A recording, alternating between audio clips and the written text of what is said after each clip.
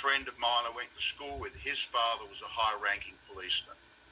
My father moved with very high-ranking policemen. And when it came to the Beaumont abductions, I'll send you a statement so you can read it.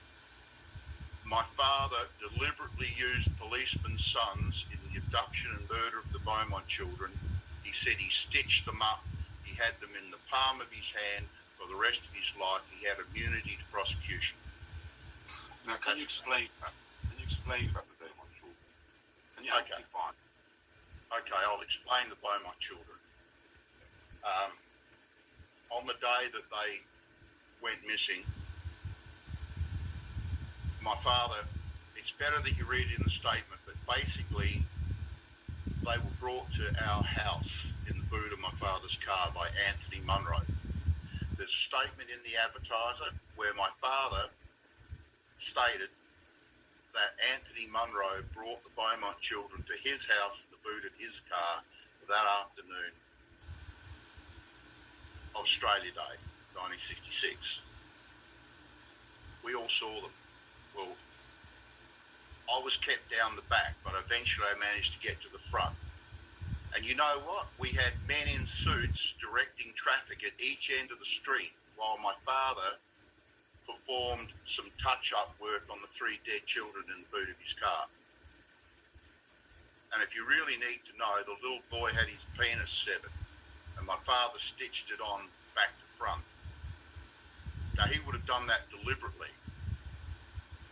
for some reason, but I know where the Beaumont children are buried because Anthony Munro showed me, because he was in fear of being murdered by my father as an adult, I realise now.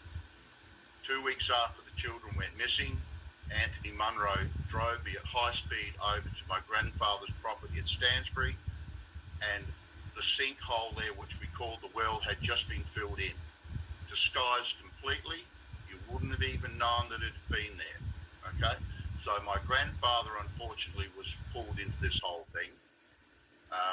My father knew what was going on, and so did SAPOL. They knew what was going on because my father used their sons in the whole thing. It's pretty bizarre, isn't it?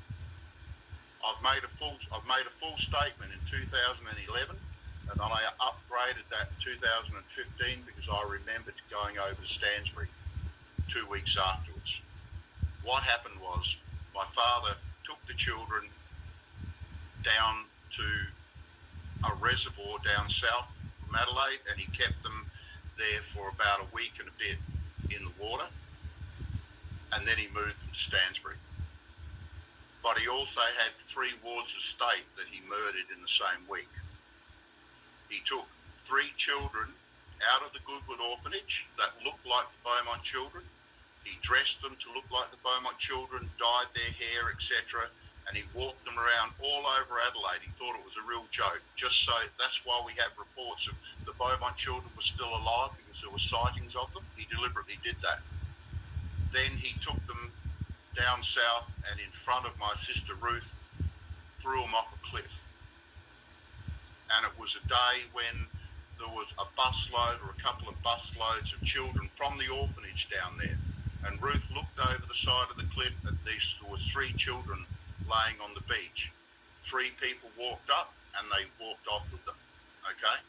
So SAPOL know all of this, and the problem with SAPOL is my father was a very clever man.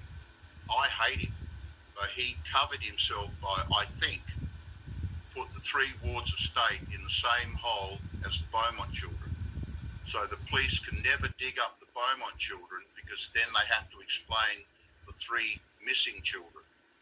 And that were never reported missing, and they're part of the 600 children who are missing from the Goodwood orphanage. It goes on and on.